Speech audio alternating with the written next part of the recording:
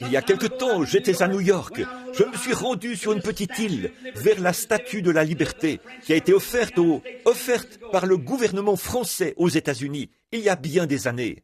Et elle tient une torche allumée. Nous sommes montés vers le bras. Il y a là une fenêtre. Et là où brillait cette grande lumière, j'ai remarqué que le long du mur, il y avait un tas de petits moineaux qui étaient tous morts, gisant là le long du mur. Et j'ai dit au guide, « Qu'est-ce qui est arrivé à ces moineaux? Ont-ils été électrocutés ?»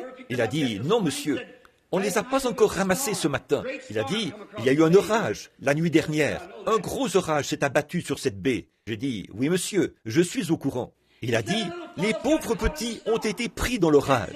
Et il a dit, quand ils sont venus dans cette lumière, ils ont essayé d'éteindre la lumière en la frappant. Vous voyez, ils se sont simplement cognés contre cette vitre et l'ont frappée. Et il a dit, au lieu de se servir de la lumière pour se mettre à l'abri, ils ont essayé d'éteindre la lumière en la frappant. Alors l'inspiration m'a saisi.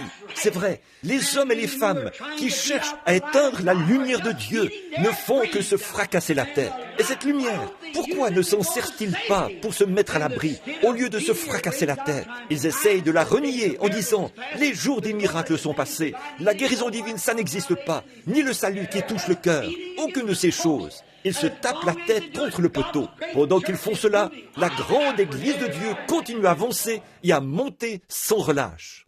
Des gens se lèvent en prétendant être ceci et cela, puis échouent et ainsi de suite. Mais l'Église de Dieu continue à avancer et la parole de Dieu continue à avancer. Elle est faite du type de matériaux qu'il faut.